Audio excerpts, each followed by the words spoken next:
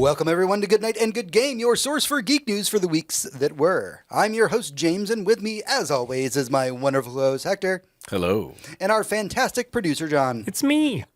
This week on the show, well, we decided last night to do something silly, and so our main topic this week will be defending, quote, dumb action movies. Yeah. We are not talking about highbrow cinema like John Wick.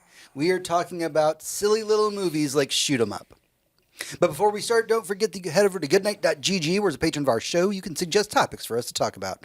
Also, as a patron, you get access to our off-week episodes. Hector, remind me, we have a couple we need to record. Yeah, we do. All right, with all that out of the way, it's time to get into the Weekly Raid. The Weekly Raid. Welcome to the Weekly Raid, your roundup of this week's geek news. Kicking things off this week, it is never too early to get excited for Halloween, and we found out that on October 21st of this year, a 192-page hardcover book. Wow.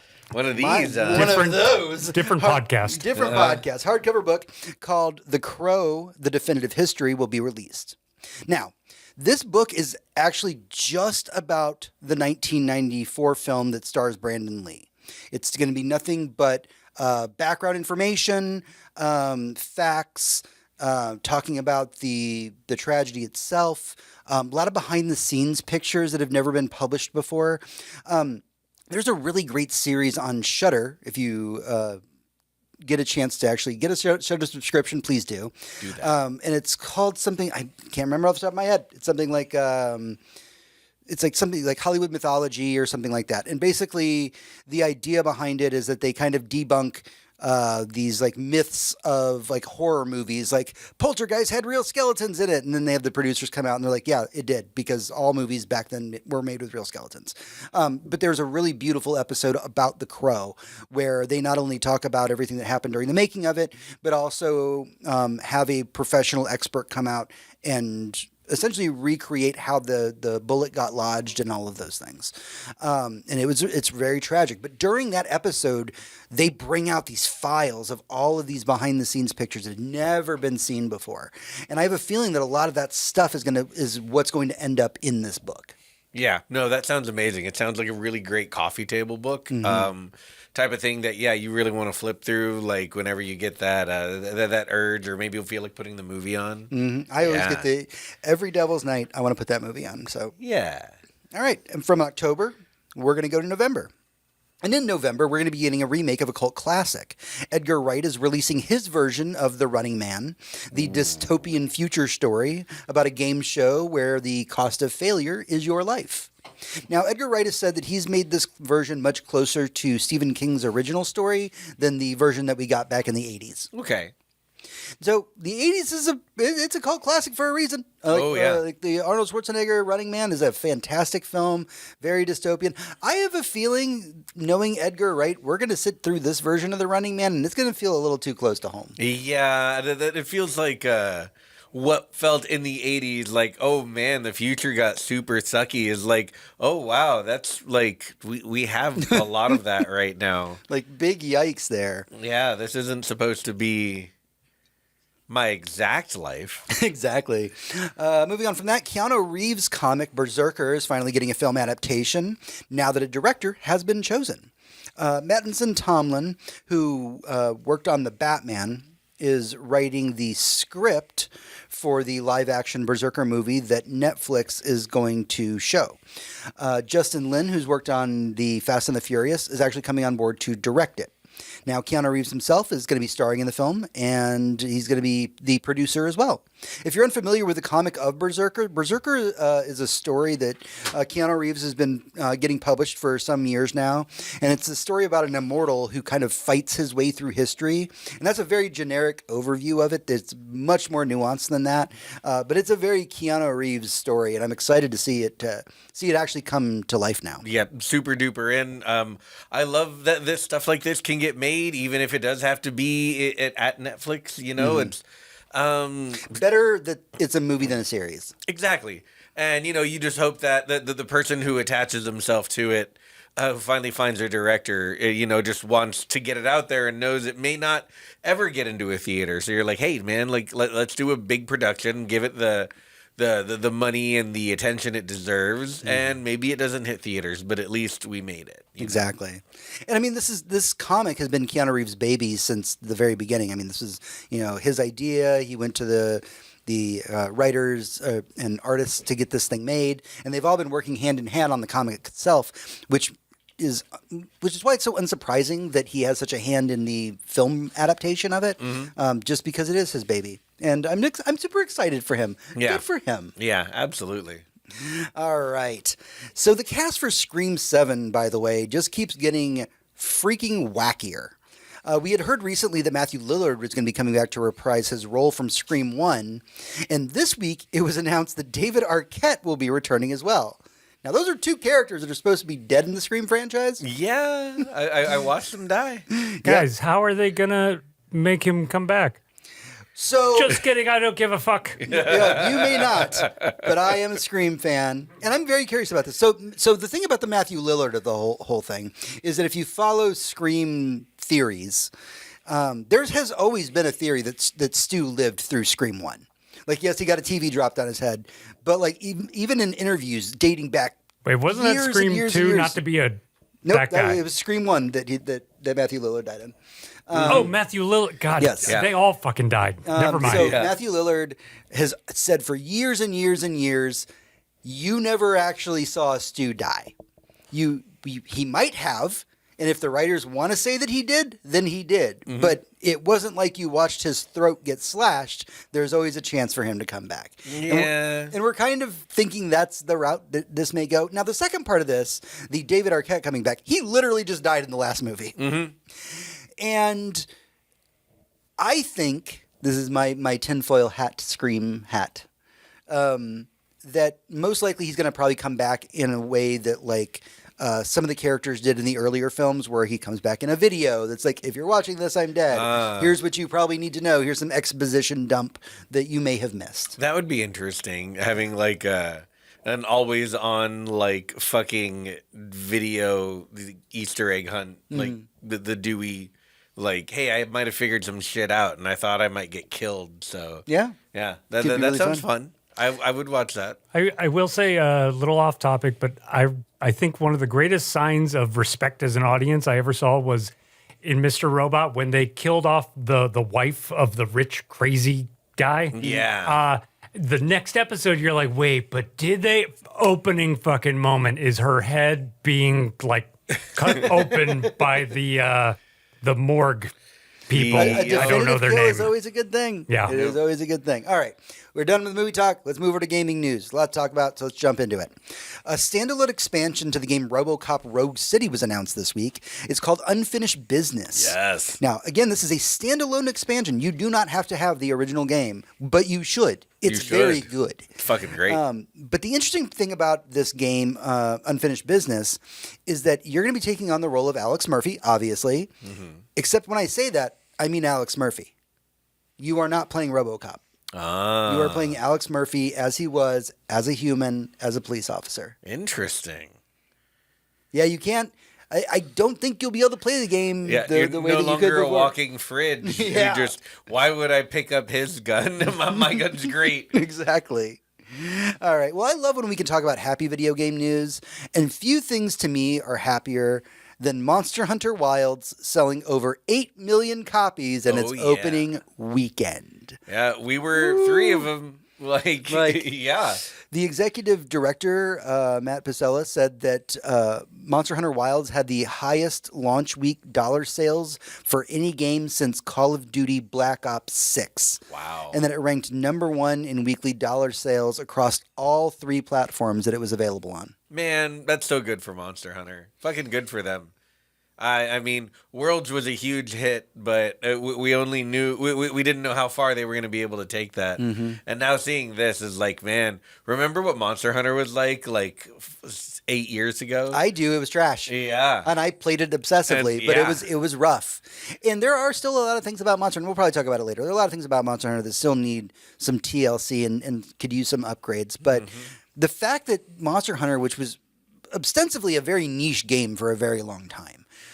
It was a game when I first got into it back on the PSP. It was a game that was mostly popular in Japan, and it was mostly its popularity was due to the fact that it had a really easy way to, while people are on a train, link up together and play a couple rounds before they got to their jobs. Yep.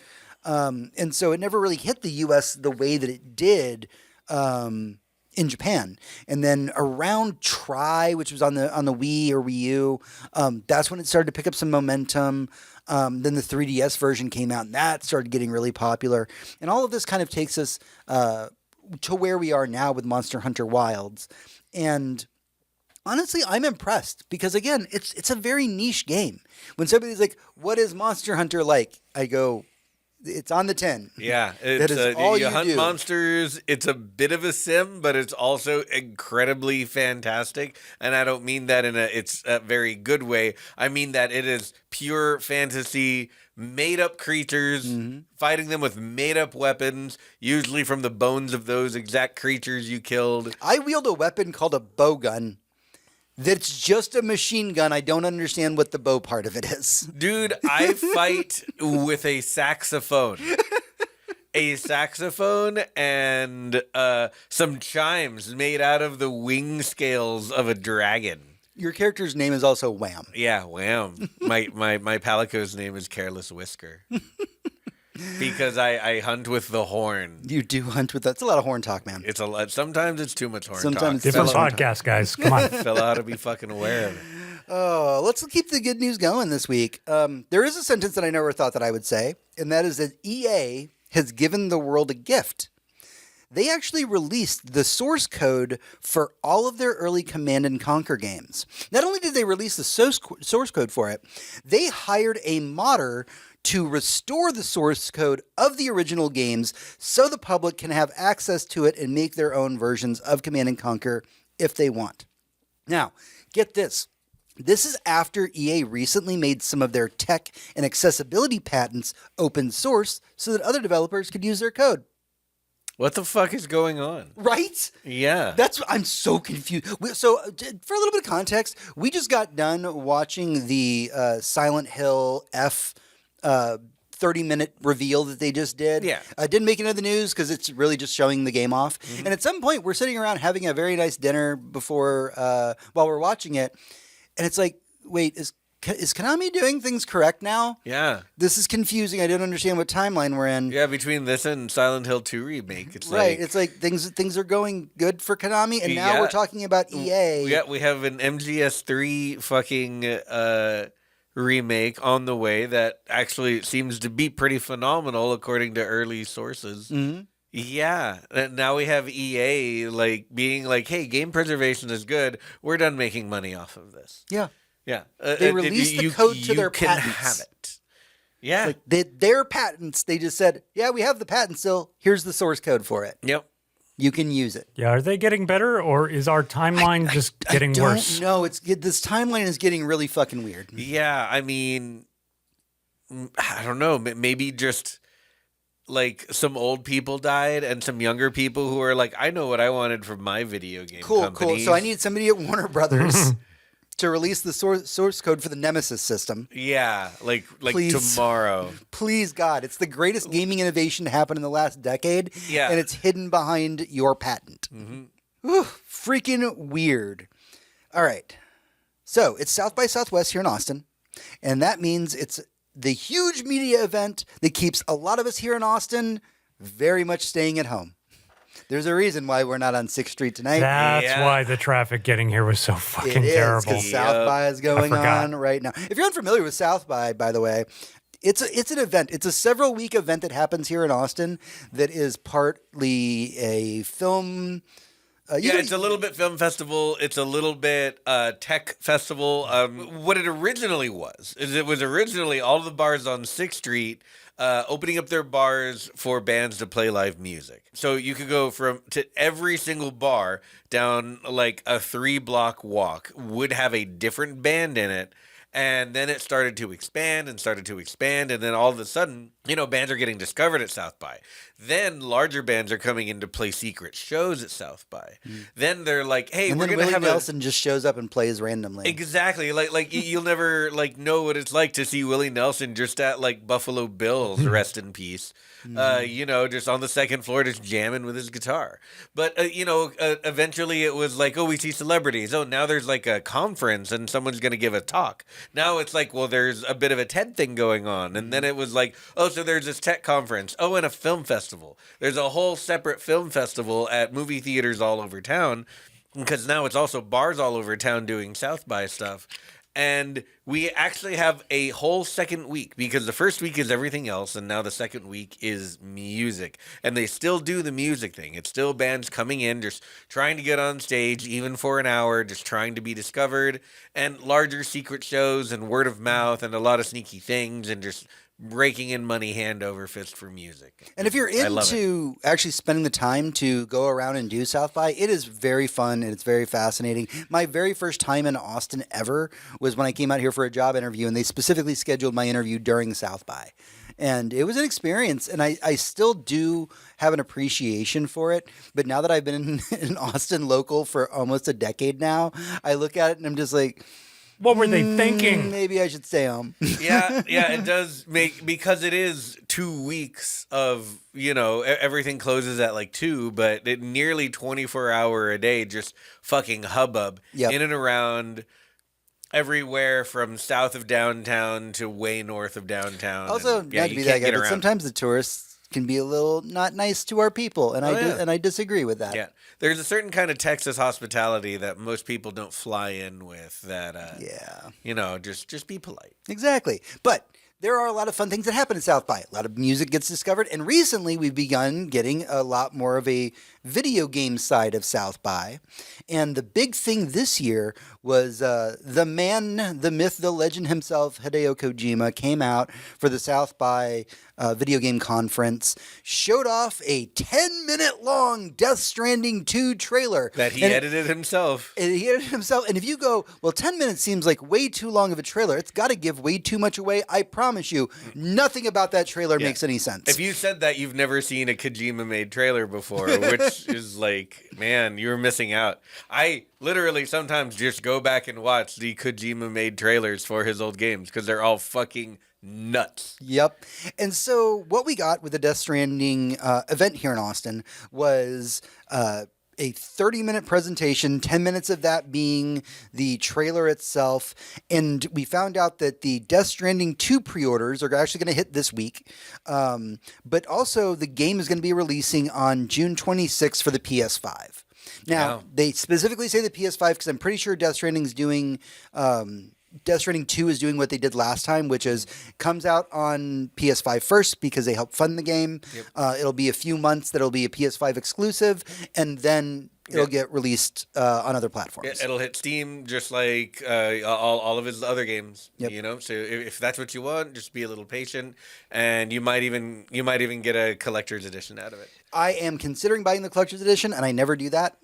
But I'm considering it for the cool model that's in it. Yeah. That being said, the highlight for me, and just to seem pretty weird, the highlight for the Death Stranding whole event at South by was they announced a Death Stranding orchestra tour that is coming here to Austin.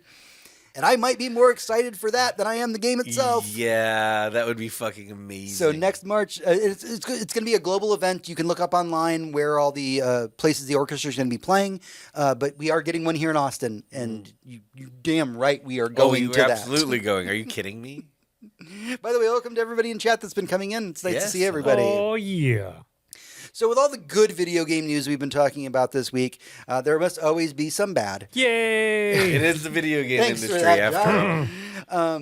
So the developer Respawn, the crew behind Jedi Survivor and Apex Legend, had to announce some staff cuts this week, as well as announcing that there were games that were now scrapped that were currently being developed.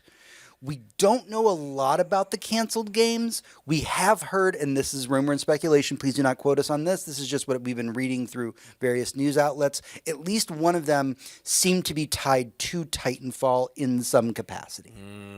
The game that we just can't seem to get a fucking sequel to, no matter how hard we try.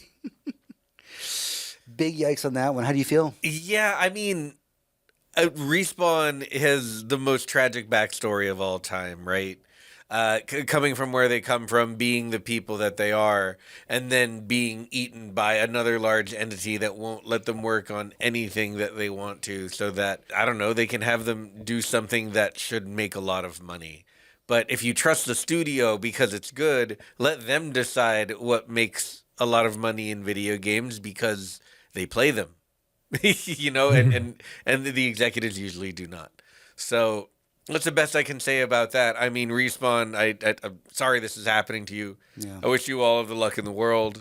You might know about what happened with Moon Studios. I don't know if we have that on the list. We do not have it on the list, but let's go ahead and talk about it before we get into our last thing. Yeah. So Moon Studios had a really interesting opportunity recently when the company that was publishing their game, and Moon Studios, for anyone who doesn't know, are the people behind Ori and the Blind Forest and Ori and the Will of the Wisp, two of my favorite games of all time.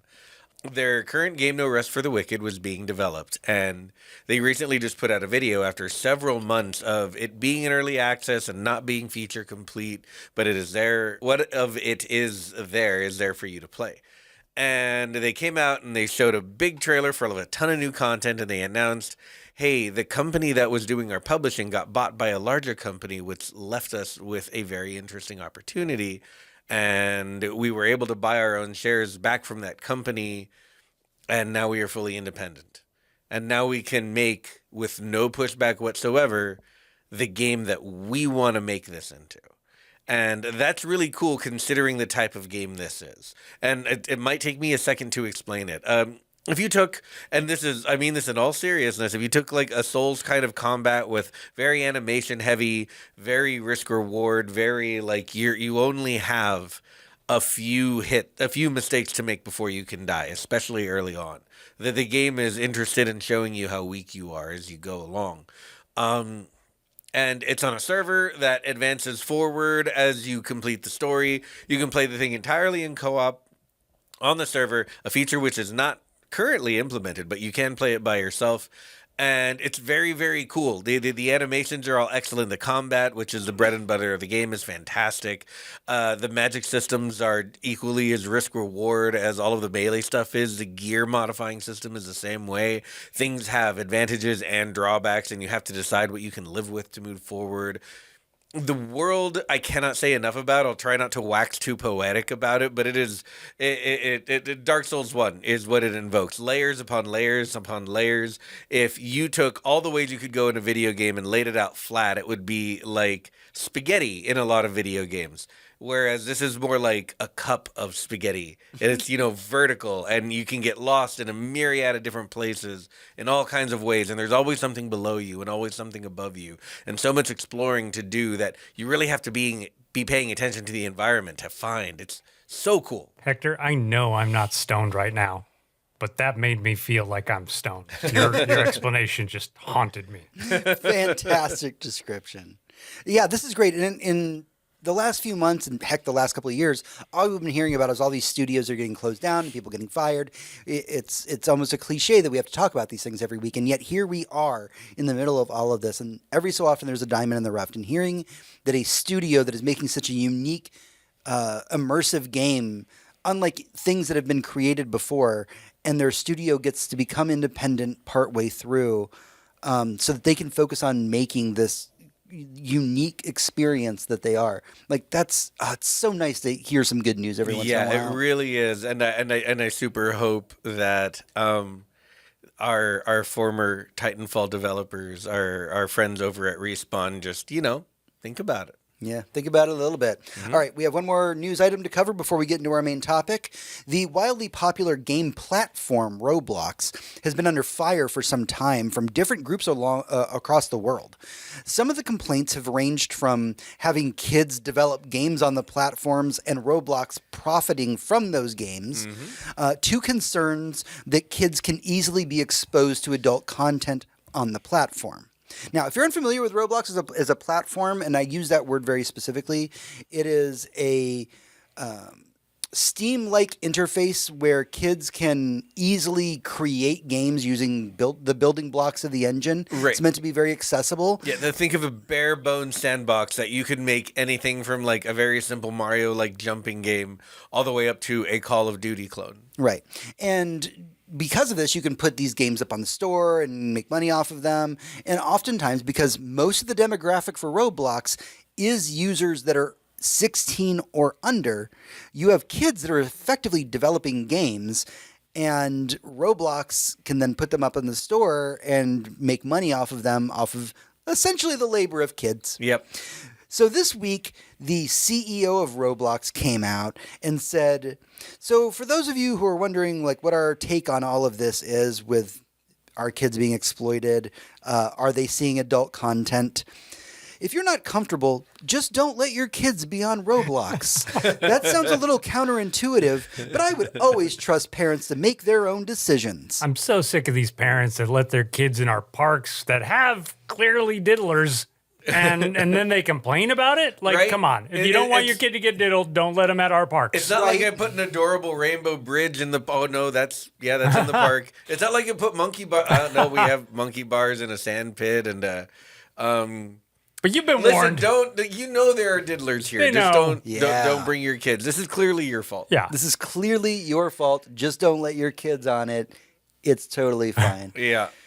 I mean, it is the most corporate thing to do, right? Yeah, Like just it's like putting a commercial for McDonald's during like a cartoon block, and then being mad at parents for feeding their kids McDonald's Right. when you were McDonald's. Actually, that's almost like the refreshing corporate response. I was expecting the like what? But that's not what it's designed for, so I don't know. this is pure. Or maybe we do our best to weed out so many things. Here are some statistics we made up about how successful we are at that. Aren't you glad we're trying? So Now, this is almost a refreshing lack of self-awareness. Right. Oh, yeah. At some point, I do want to do a very large deep dive into Roblox. Oh, God. Just to kind of explain what all's been going on behind the scenes, why their stock blew up the very first day that it came out, and why it's been failing in the months since. There's a lot to discuss about it as a product, especially because I do have a lot of friends who have kids that are engaged on that platform, and I don't think that they're as educated as they should be about it. Yeah. So I think at some point we will do a little segment about it and release that. But for now, that's everything for the news. Let's get to the fun part. That's everything that we've done for the weekly raid, but stick with us as we get into our main topic in the boss room. Boss room. Hey everyone, welcome back to the show. It's time for the boss room. Sometimes related to the news, sometimes not. All right. This is the part of the show where we can dive deeper into our opinions on things, like this week's topic, which is going to be defending dumb action movies. Right. And there's a little bit of build up to the story. Yeah, so I'm going to give you a little bit of context real quick. It's pretty well known around here that old school action films are not my chosen media. Mm-hmm. So movies like Commando or Rambo did not appeal to me as a kid. Recently, my friends have been showing me the occasional fun action movie that doesn't require a lot of thought to get into. And that's what I mean by a quote-unquote dumb action movie. It is just a movie in which I can turn my brain off and I can watch. So this week, I just wanted to talk more about these kind of action films, why we do love them, and give some recommendations. Yeah, I think we love them so much more than you probably gave them credit for. And I guarantee that you have watched so many that you might not consider dumb action movies that absolutely fall into the category. Mm-hmm. And we will get there. But I wanna give you guys the context for what happened. Basically, every Wednesday night we have movie night with a couple of friends of ours, and we're in the middle of a Benson and Moorhead watch through. We actually started it before we knew that they were showrunners for the new Daredevil, so this is all a very happy accident. But we're most of the way through. We were actually going to watch the last one tonight after we watched Daredevil, but we had failed to acquire the movie or find the appropriate streaming service for it, and we decided to, find something else. And my buddy Ross and I were joking that we should just watch Shoot 'Em Up because James has never seen it. And to dear viewer, describe this movie to you if you've not seen it. Clive Owen kills several people with a carrot. A different carrot each time, to be clear. He eats a lot. He fucking Bugs Bunny. He eats a lot of carrots in this movie. Mm-hmm. He kills someone with the door of a filing cabinet. He kills someone with an actual human baby. He put the tactical vest, an adult tactical vest, on a baby. Yeah, he did, and it hugs him like a little snuggie. Paul Giamatti is hilarious and awful in this movie. That man has never, ever once failed to commit 1,000%. Not even in that Big Fat Liar with the Malcolm in the Middle kid. No, yeah, 100%. And Paul Giamatti is in this giving it 1,010%. Being the sleaziest man who's ever sleazed. It's so good. But this is a kind of movie where you watch it and you're like, okay, the action is over the top and stupid for whatever reason. But on top of that, it has a very cheesy, over the top cheesy script. And it, is mostly focused on the action with small bits of just whatever lore we're going to need to understand why the people are shooting at each other. I think for context, understand that one of the scenes in this movie just takes place in what looks like a gun factory. Yeah. So that everybody has access to a gun whenever they need one. They're just all over the place. Other interesting facts about this movie: Monica Bellucci plays a prostitute, a sex worker who specializes in lactation, which is important because because he has a baby. Because our hero Clive Owen, who cannot stop killing people, often with produce, has found himself a random baby. Yep. And he just kind of doesn't want the baby to die. And so he kills like 160 people. Yep. Just to make sure this random baby lives. Yep.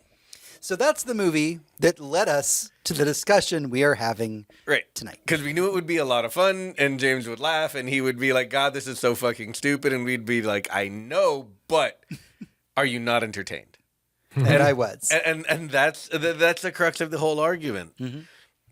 So let me ask you just right here, hand to God, how much do you think you enjoyed Shoot 'Em Up? Oh, I had a blast. Yeah, it was a good time. I laughed.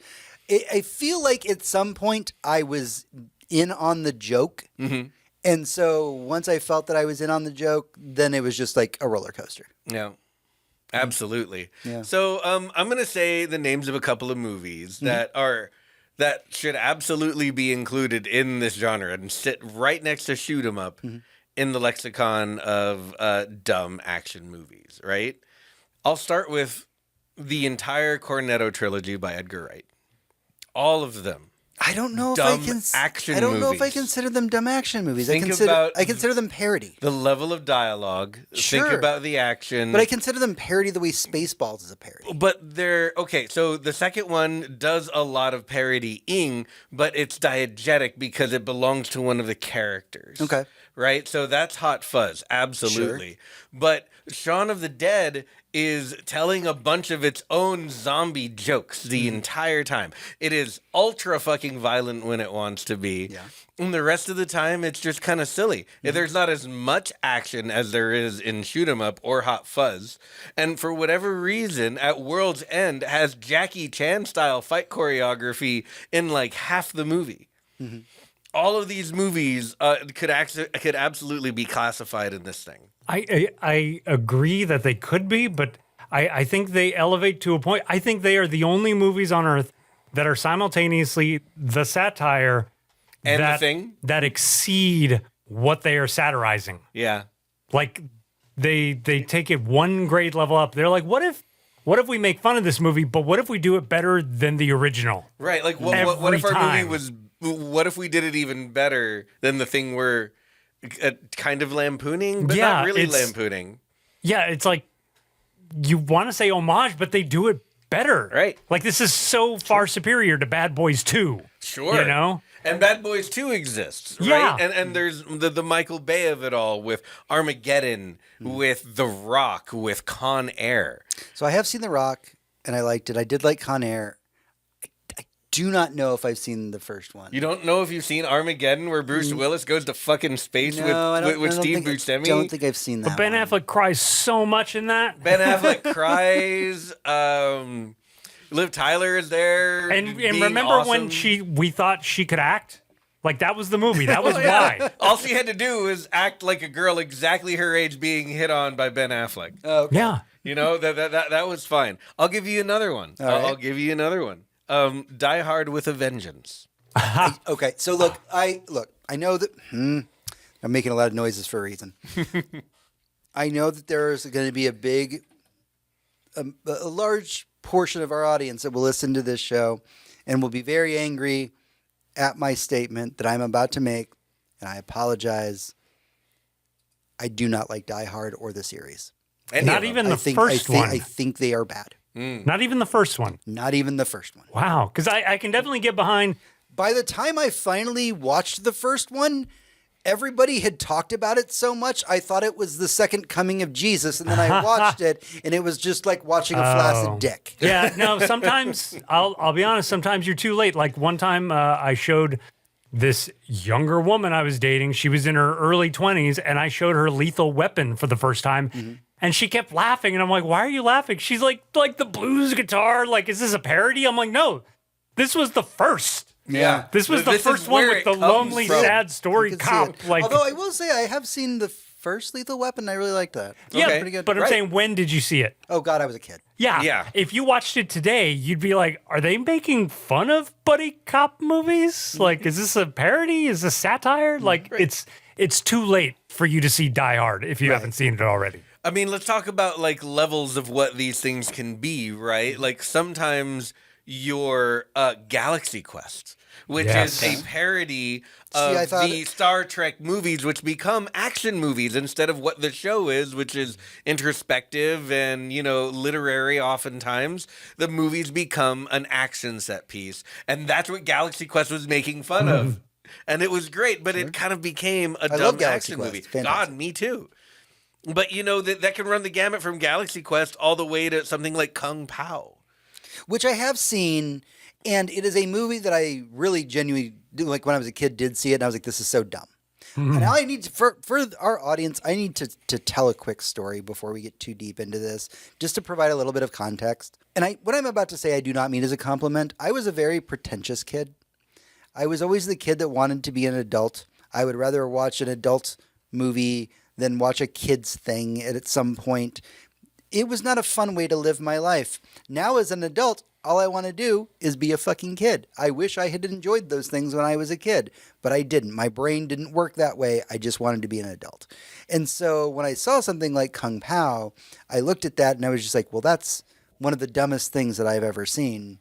Why would I want to watch that? Now, you, over the last year, got me to watch martial arts films, which I had never seen before. Not out of a bias, just not lack of exposure.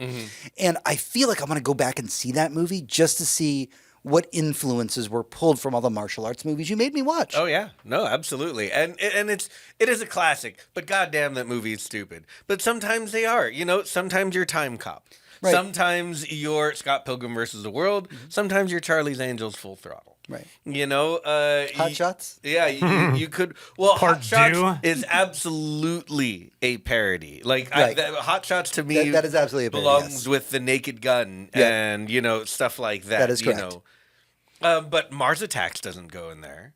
No. But it is a dumb action movie. I never saw Mars Attacks as a dumb movie. I always thought it was very smart. No, yeah, How? me too. I don't know, At man. what point was Mars Attacks smart? I don't know. Well, When I was 16, I thought it was funny. And Okay, it was it was funny. funny. Okay, so no, Hector, hold on. Hector makes a good point because whenever I say as a kid I was never into dumb action movies, I'll always quote something like Commando or Rambo or something like that. Even though I don't know if I've ever seen the original Rambo, now that people are telling me what the plot is, and I'm like, oh, that doesn't sound like a dumb action Most movie at all. people our age haven't. It's just a little bit too old.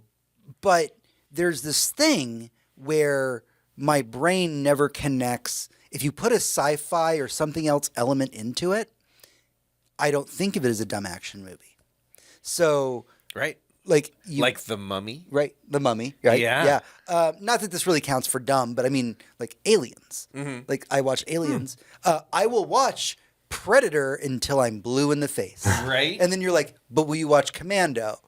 And I'm like, no. And then somebody will be like, well, it's the same movie, just one has an alien in it. And I'm like, that's the difference. That's the difference. And I would say Predator has some nuance. There are some elements that, like, to this day, For sure. I You're watch right. and There I'm is like, a nuance ooh. to a man dry shaving his face for half of the movie. Yo.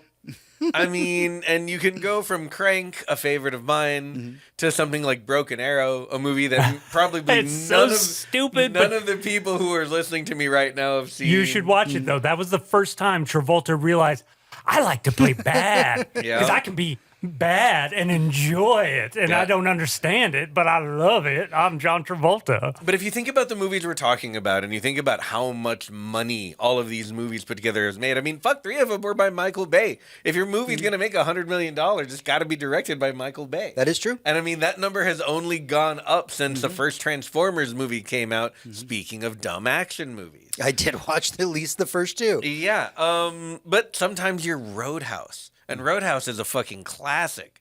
Also, Is that a dumb action movie? Absolutely, it's a dumb action movie. Okay. But it goes in the genre of, in the late 80s, early 90s, when it was still okay to release rated R movies, and so there were just, there's just wall-to-wall boobs in this movie. And, a bunch of sex scenes. It's a very adult kind of movie.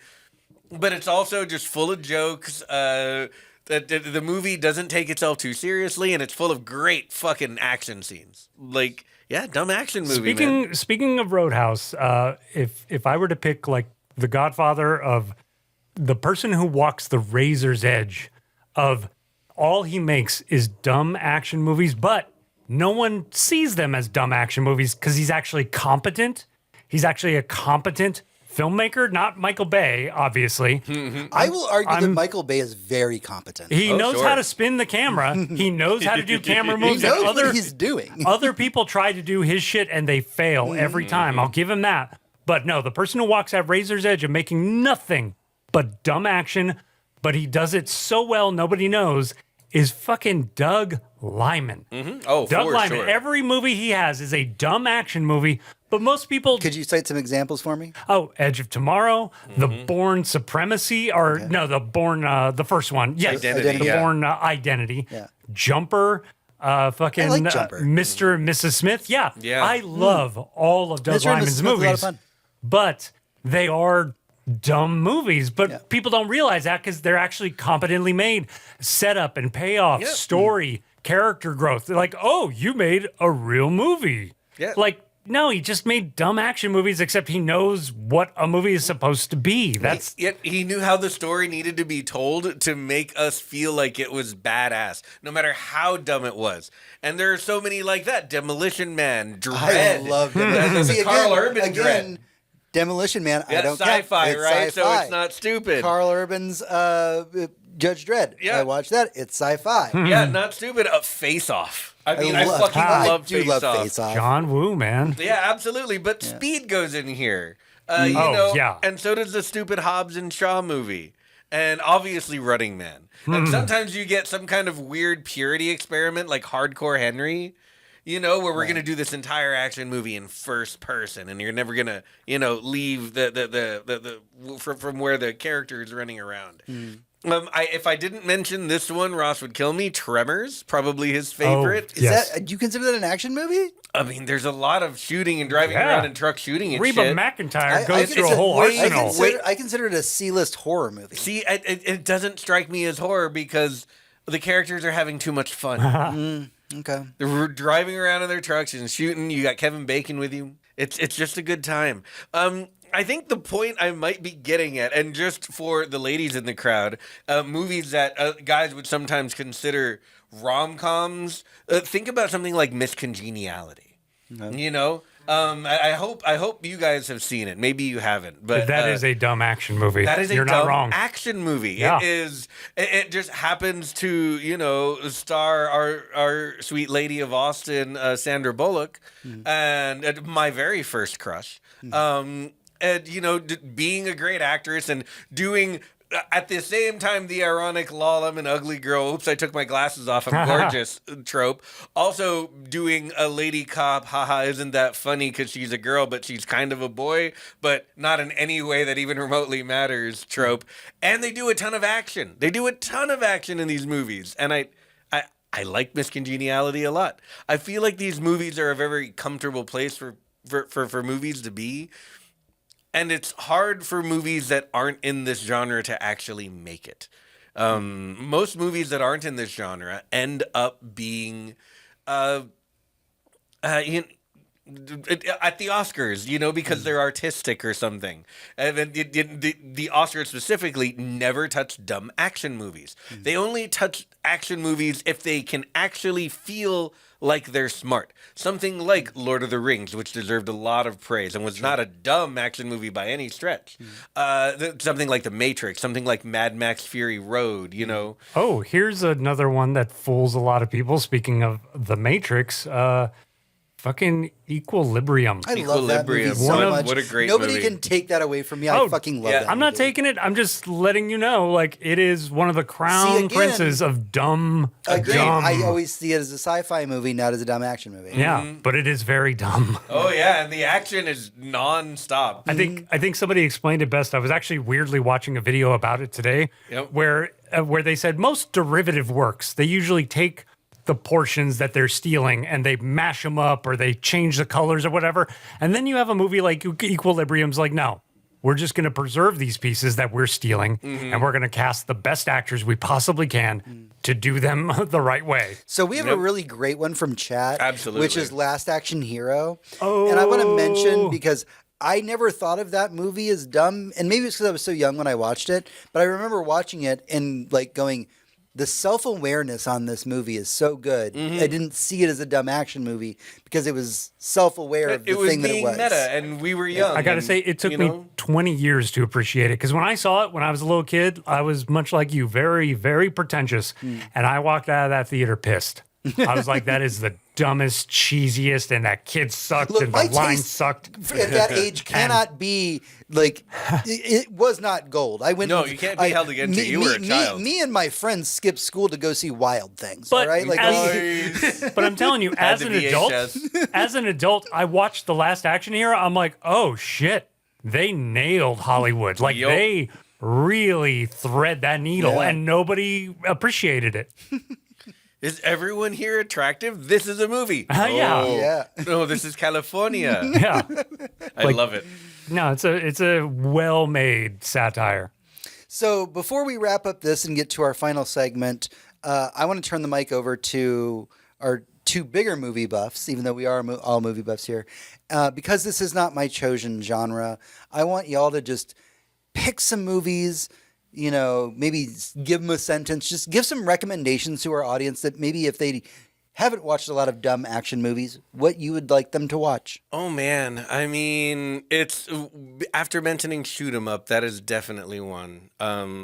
We just had another one mentioned in here, True Lies. That is absolutely fucking fantastic movie. It is, but if you want to see a less problematic version of that, I would say Mr. and Mrs. Smith. Yeah, Yep, absolutely. like Very that true. is the less problematic. And if you want to see the sequel to Mr. and Mrs. Smith, watch Nobody. Yeah, absolutely watch That is Nobody. a blatant sequel to Mr. and Mrs. Smith, and I don't know why nobody's talking about that. Yep, it's so cool. Like It's- it takes the exact characters, 15 years later, and like how does nobody else mentioning that? So, I've been a long time defender of Michael Bay and even a lot of the Transformers movies. I think they're perfectly good to watch once, and see all of that stuff. The one thing that we never mentioned this whole time that I'll bring you back to because it's something I do often is every single one of the MCU movies is a dumb action. Every Fair. single one, except maybe the Eternals. That might be why people didn't like it. Yeah.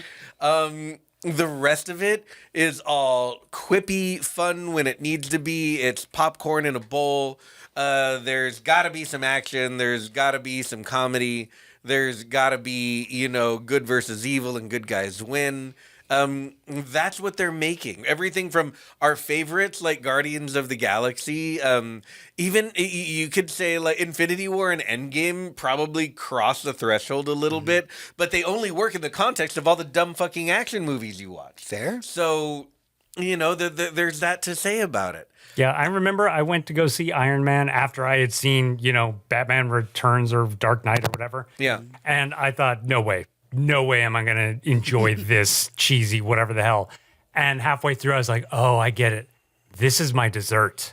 Yep. Like Batman was the meat and potatoes. This is fucking dessert. Fair. Yeah, and if I can just say one more thing is that movies like Shoot 'Em Up, movies like Hard Ticket to Hawaii, they don't come along a lot anymore because movies got very expensive to make. I still remember the days of B-list like Punisher 2 movies coming out, but we get fewer and I fewer did of watch those the these Dolph days. Lundgren Punisher movie. And Yeah. I owned it on DVD. Yeah, but like there was a Punisher 2 that came out after the Yes. Starring somebody completely Yeah, there Sorry, was something the, completely different. Not Tom with, Jane. Yeah. not Thomas Jane with like bad CG. Like those movies are usually like a little more problematic, a little more spicy to get like people to rent it or buy it, on streaming services and stuff like that. But they don't get made as much anymore. But a lot of this genre has survived on TV is the last point that I'll make. And we don't get it as much as we used to. We used to get shows like Spartacus and True Blood. I love Spartacus so much. Yeah, and spin-offs of those. A show like Blood Drive used to be fucking unheard of. I And really need to watch that. Blood Drive is one of my favorite dessert, cheesy, stupid, bloody, sexy shows ever. Quick, one sentence. What is Blood Drive for the audience? Blood Drive is a post-apocalyptic show about a world in which people race across the apocalypse tundra that is America, dodging gangs and violence and everything on this highway as a race. The thing about this is the cars do not run on gasoline. They are engines and machines that run on blood. That is why it is Blood Drive, because to fill up the tank, you need some blood. Which is interesting because that's basically how Cybertrucks work. Oh, yeah, absolutely. Yeah, I'm except pretty it's just sure. children. Yeah, it's just children's fingers. It eats children's Yeah. fingers and then it drives. Hector, in a weird way, from what you're saying about like these movies finally getting their debut on television and stuff, it sounds like you're giving a lot of the culture credit to Ted Turner. Yeah, If I'm probably. being honest. I can see that. Yeah, not gonna lie. It's great to love the high-minded stuff, and we all have to admit there are some movies that I've mentioned today that all of you enjoy. No one just doesn't like this genre. You have to find your spot in it, and again, you can go all the way up to something like Man on Fire, but that probably elevates itself into smart action, but. Again, all the way down to Howard the Duck. Yeah. So, here you are. That movie scarred me as a child. Yeah, Did it break your brain because it was sci-fi, but also No, the monster at the end as a little kid really fucked me up. Yeah. the big It was weird, Howard the Duck yeah. and Jacob's Ladder, and that's what fucked me up as a kid. Oh, and in the Thriller music video, those are the three things that basically fucked me up, and I was like, well, I guess I'm just gonna be into horror now. Yeah. But you're right, and the reason I wanted to have this discussion specifically with y'all is, again, I want to go back to that point when I was younger and I had these opinions where quote unquote dumb action movies. Don't have those opinions, man. It's enjoyable to enjoy this kind of shit. Because for as much talk, and I used this example before the show started, as much talk as I did about being this pretentious little kid who wouldn't watch dumb action movies, you put on Night at the Roxbury and I'm right there. So it's all subjective. Don't listen to my hypocrisy on the whole thing. Strap in, go make a freaking bucket of popcorn. And watch a dumb action movie. Yeah. We've given you a lot of recommendations today, and I feel like there's some gems in there. Oh, yeah. You'll at least find one that you like. Agreed. Yeah, it's all in there, and try and make a habit of finding the joy in something, maybe even something very popular that you've dismissed out of hand because it's not for you or it's not your genre. Just see if you can find the joy in it, and you'll never know what kind of doors and gateways that opens up for you. Yeah, it's okay to like things that are bad. Yeah, it's I like a super lot of okay. bad art. Yeah, absolutely. All right, that's everything we have for the boss room, but stick around as we get into our final segment, what we've been up to in the epilogue. Epilogue. Hey everyone, welcome to the epilogue. It is time to dive into what we've been up to this week, what we've been playing, what we've been watching, what's been occupying our free time, and what has been making us happy. Producer John.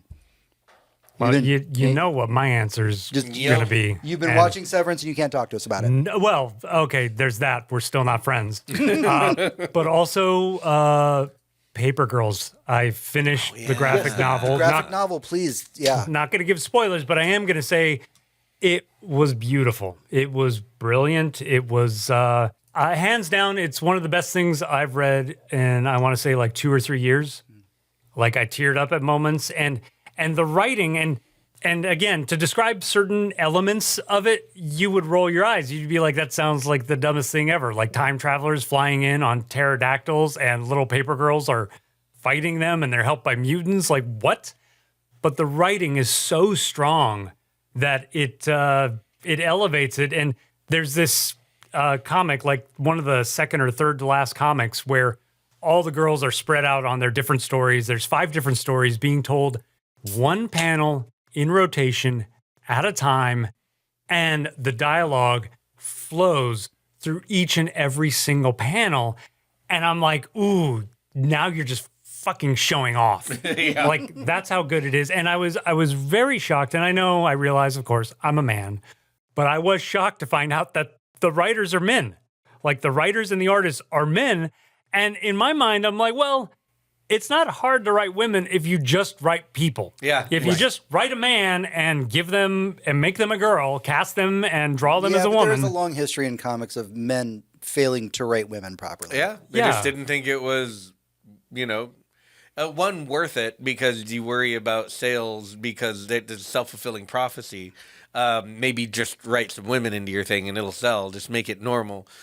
But also, they thought they lacked the experience to do something like that, and women were always written as an ensemble into the X-Men, into the Fantastic Four, But actually writing a female character in her own comic didn't happen for a little while. Yeah, and each and every single one of these characters, you are rooting for all of them simultaneously, and it's remarkable. Yeah. All right. Well, Paper Girls, it's all wrapped up, right? All wrapped up. They did an Amazon series. It got canceled after 1 season, and I don't want to be mean to it because it seems okay, but I watched the pilot episode, and I say this with zero bragging whatsoever. If you gave me $5,000 and 1 month, I think I could come up with something almost equivalent. What I'm hearing from you right now is everybody should go down to their local comic shop and grab the trade paperbacks of Paper Girls. Yes, because they're available. In fact, I just saw it randomly sitting on the shelf. Not something I heard about, not something anybody mentioned, but I saw it there. I was like, I remember weirdly my dad pitched an idea of a Paper Boys action comic book. I wonder if this is similar. I flipped to the back and there's pterodactyls and space creatures. And I'm like, what? And then I opened page 1 and it had somebody from The Challenger on it. And I'm like, interesting. I'm going to have to buy this now. And I did. Awesome. Fantastic. Hector, we would up to... Oh, man. So, I am currently following the show's Severance. I am following Harley Quinn. It's very good. I am following Invincible. Also very good. I know there's one more, but it seems to have slipped my mind. But the only really thing I've been doing for the last 2 weeks is Monster Hunter. Fucking Monster Hunter Wilds, baby. Yeah. I have been honking is what I have been doing, sir. I think that if you open my Steam account right now, it'll say that I have something like 60 hours in it. Mm-hmm. It came out not that long ago, guys. No, not even a full 14 days ago, 13 days ago. The first 3 days, I put minimum 10 hours in per day. I have finally reached the point where I need to take a break. Yep, and we'll be back soon because there'll be new monsters here within a couple weeks. There'll be some additions to the game. It's not a perfect game. Just a dear reader for your whole experience. If you're gonna get it on console, go with God. Probably get it on PS5. It's gonna run great. Gonna look great. It's fine. The last time a Monster Hunter game came out, I'm talking about Rise. I'm not even going all the way back to Worlds, but Worlds did this too. It was separated from the PC release by a year. Worlds was separated by at least 6 months. This time they all came out at once, and they sent that PC version out unfinished. The game is poorly optimized no matter what kind of CPU you have. The textures don't load in correctly a lot of the time. I still have 60 hours in it. I didn't give a shit. I played the shit out of this. If you are a fan of Monster Hunter, you will not care. That's why I'm not saying don't buy the game. Don't buy this stupid unfinished game. The game works. The game's there. It's finished. It works on consoles. They didn't optimize it for They PC. sold 8 million copies in the first weekend. Yeah. Am I upset? A little bit. But Capcom is having issues keeping up with how awesome they are. And while I do blame them for it because they should take their time, I'm happy to let them continue being awesome. This isn't very different from how Dragon's Dogma 2 launched. There were similar complaints. They started to fix them. And there's not been a Capcom game that hasn't had, 1 or 2 issues and then they fixed it. There hasn't been one with shitty, weird microtransactions that no one's going to buy who knows anything about the game.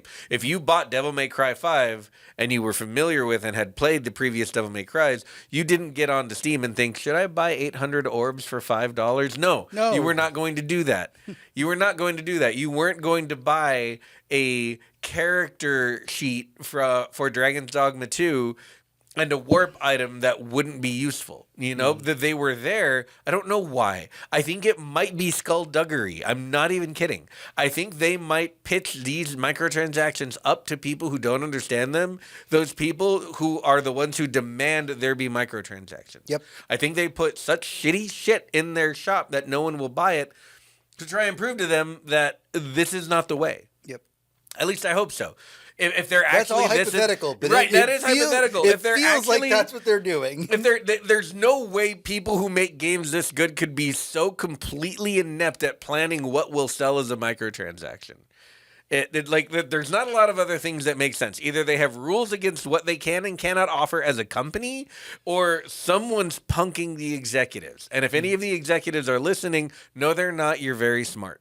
Right. Inside baseball question: have you guys gotten good at making your own food, which I guess is a thing for this version? Oh yeah, sure, it's fine. Yeah, it's great. It's okay. Yeah. I miss the cats cooking for me Yeah, a lot. which we will be getting back soon, I believe. We will be getting back, but right now, yes, it's just a simple ingredient system. Different ingredients give you different buffs. You can combine them different ways. And also, if you are in good with the colonies in and around the area, sometimes they want to offer you a meal. Yeah. And that's very nice. And it's honestly the most buffed you can be. I don't know. I feel like the blacksmith is the most buffed you can be. Have you seen her? Oh, yeah. No, she eats a lot of that. Yikes. Of those colony meals, Yeah. for sure. She is working hard every day in front of that forge. I would let her colonize me. Oh, yeah. So yeah, Different just podcast, guys. Yeah, I know. So, yeah, we no. just keep getting off track. Yeah, Monster Hunter, man. Yeah. I mean, it's been absolutely fucking fantastic. I've loved every second of it. The quality of life improvements are there. There's a learning curve, like everything. Like anytime you get a new Monster Hunter, there are going to be a few new systems. And when you figure out how they're designed, you think, why the fuck would you do this? And then when you realize there's options to make them function the way that you would want them to, you're like, oh, okay, you guys are fine now. And that's my experience with every single Monster Hunter game I've ever played. It's why does this move on its own? That's stupid. Oh, there's an option to turn that off. Yep. I would have rather it be turned off at the beginning, but I guess, they decided to do it this way. If you do plan on picking it up, I would do yourself a favor, get on YouTube and look up like Monster Hunter Wild settings to change. There's 5 million videos of like people who put in hundreds of hours and they're like, look, just go into the menu and change these 5 things and it's great. Yeah. Yeah, if you don't like the way your mount controls, just go in there, flip a few things, and it'll control the way you think it should. The same thing with a lot of the graphic settings. It's like, these couple are problematic for no reason at all. You won't know, it's not implemented correctly, so it doesn't actually work, so turn it off. Are you guys able to play together? Always. Always. Oh, okay. That is all we Always. are doing. Yes. All right. You can play together. And God, this is so. You can play together in a lobby with up to 40 different people. Now, that's a lobby. In a party that you hunt a monster in, together with friends for, you can be a group of up to 4. A link party. In a link party. Now, if you are not doing missions together, as in optional missions that you get, or story missions that you get, then you might want to just hunt a monster out in the world, in which case you need a third level of connectivity from the lobby to the link party. Now you need an environment link. That way, when you walk outside of the village, you're all in the same place. If this sounds really complicated, it's because it's so overly engineered. Yes, it is overly engineered so that you can have everyone together in a way that makes sense. It feels backwards until you realize how robust the system is in getting all your friends playing together. Because we've had link parties of up to 4, but like 6 or 7 people in our lobby who are all just doing their own thing and rotating in and out of what quests we're doing. And it really does work out. Like, it's cool. And not for nothing, but the blacksmith in Monster Hunter Wilds, also robust. Also very robust. Yeah. Not that podcast, though. All right. Well, so from my end of things, what have I been up to this week? Well, Monster Hunter Wilds has consumed my life for the last couple of weeks, and that's all we've been doing. I have been playing a little bit of Darkest Dungeon 2. Oh, yeah. I am in my year of playing a ton of indie titles. I've fallen a little bit behind. I think I'm going to try doing mouthwashing this week. Ooh, There's yeah. a couple indie titles that I've been meaning to cover because this is the year that I'm going to do mostly indie games. Yeah, mouthwashing is like 2 sittings. Like, Yeah. you'll be good. That should be great. So yeah, Darkest Dungeon 2, I just completed my first run-ish, which has been pretty great. Everything about Darkest Dungeons is fun. It's one of those games that kind of like Sekiro, I just hate myself while I play it. I'm having fun. But it's kicking your ass. It's going to kick my ass. I have never completed, and I don't know of a human being in existence that has actually completed the first Darkest Dungeon. I have talked to a lot of my friends, all of which who are just prize fucking gamers. They will beat games like Sekiro, and I'm like, hey, have you ever beat Darkest Dungeon? They're like, no, man. No, fuck that. Like, that game's impossible. Like, there's no way you can do that. But I've been playing Darkest Dungeon 2. It's more of a roguelike in the second one, so it's been a lot of fun to kind of level my guys up and learn their backstories, because the different classes have backstories now and everything. I think the most interesting aspect of Darkest Dungeon 2 is that while the action gameplay, which is the turn-based combat that defines Darkest Dungeon, has not changed since the first game, everything else in Darkest Dungeon is different. The campaign is completely different. You're not building up a town anymore. It's more of a roguelike. You can actually, because it's a roguelike, if you get certain things, you can carry those things over between runs. Okay. I actually find Darkest Dungeon 2 more enjoyable in that, because in Darkest Dungeon 1, the whole point was to get to the Darkest Dungeon. And you would do that with a party of 4 characters that you've been basically grinding on for hours to get them really good. And pretty much the moment you walk into the Darkest Dungeon, you're going to get killed immediately. And or those people will leave and they're like, good luck, do it again. Yeah. Try again. Yeah, good luck, try again. And I always found it a little unforgiving, more unforgiving than Sekiro. And I still have the Vietnam dog flashbacks every time I hear the word Sekiro. But I at least got through that one. Mm-hmm. So when we do this segment, the what have we been up to this week, we always say what we've been playing, what we've been watching, what's been occupying our free time, and what has been making us happy. We don't often get into the last one too much, and I want to do that a little bit today. What's been making us happy? So a quick fun one is a good friend of mine who goes by Peachy Lily, Peachy_Lili on YouTube, does playlists now. And she does her own artwork while these hour-long playlists are there. Recently, she put out one that's basically like an ambient mix that's very much based on Severance. The art that she draws while you listen to this hour-long playlist is her drawing a picture of like a character or her character in the Severance world. And the reason I've been enjoying it is because I've been helping out with these playlists. She's hit me up a couple of times, and we sat down and kind of did like a Valentine's Day David Lynch mix. I helped her out with the Severance mix. Absolutely go on YouTube if you're just looking for some great playlists to listen to. Peachy _ Lily Lili to listen to her stuff. So the other thing that I've been doing that's been making me happy this week is we have been planning a trip to Japan. Yeah, we have. And now when I say that, we've been planning it for like 2 years. Mm-hmm. Oh yeah. I don't make a ton of money, and for the last 2 years I've been scraping every penny that I could save, and we finally have enough that we can go. Yeah. Tomorrow, knocking on wood here, we're going to buy tickets, and you and I are going to go to Japan, and we're going to possibly be in Japan on Halloween this year. Oh yeah. Oh yeah. You guys have your passports and stuff. I mean, yeah. something I got to renew mine. But I'm in the middle of the paperwork. So lucky you're white. It's an interesting year to decide to travel abroad. I will say that. It's the perfect year to travel abroad. It's a perfect year to travel abroad and maybe stay. We will be taking a lot of pictures and posting them up on our Patreon and also on our Facebook and Blue Sky and all of that.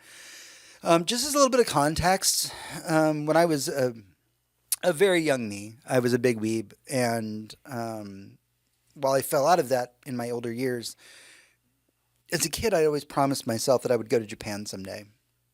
And originally, I wanted to go with my grandmother, who was really into some anime that I used to watch, and then she passed, and I just didn't ever know, because the tech industry is really tough and never pays very well.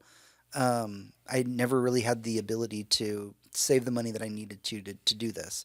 I've traveled before, like I've gone to Mexico and Vancouver, but these were all places that were work related, work paid for them, and I went and did those things. I have never really taken an adult vacation for myself. And then a couple of years ago, I got into group chat with our friends, and I said, hey, we should go to Japan. Yeah. And I've been saving and scraping my pennies, and we are days away from getting our tickets. We're fucking going. Yeah. I mean, I fucking always wanted to go to Japan. I was such a little weeaboo as a kid. Like the Karate Kid 2 was like, I wore that tape out. I love those movies. I love the current running Netflix show very much because of how much those movies meant to me as a kid. Anything about Japan. Fucking Big Bird went to Japan and I couldn't get enough of it. That was always a thing for me. And one of the few things I knew about my dad was that he spent some of his time overseas in the military there, like a bunch of it, enough time to get a black belt. So it was always something that I was curious about, because he came back with a lot of mannerisms and wise sayings and stuff like that I heard from him in our little bit of time together, and I was always kind of obsessed with that. So yeah, I'm very excited to be going. It'll probably be right until up in the moment where the airplane is taking off that I'll think that it's actually happening.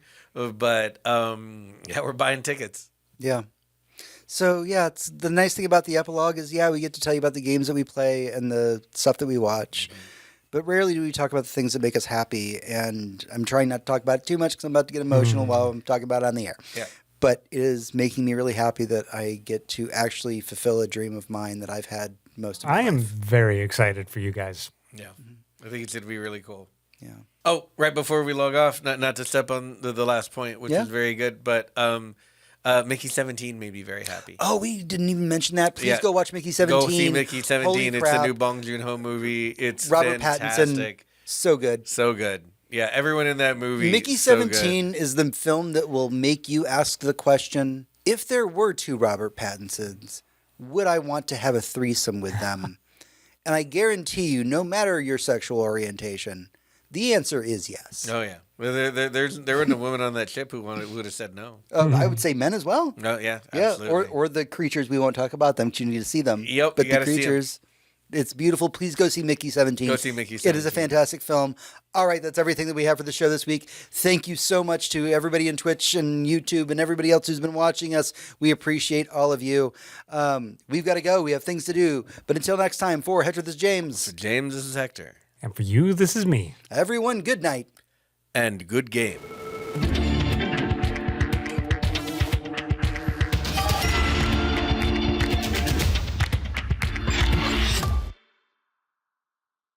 Did I ever tell you guys what my wife is going to put on my tombstone, my epitaph? What's that? It wasn't very good, but I liked it. Because that is what I say about virtually everything. Like, how was the restaurant last night, John? Like, it wasn't very good, but I liked it. How was the movie? Wasn't very good, but I liked it. I don't want you to answer this question, but does she ever roll over and say that to you? No, how dare you?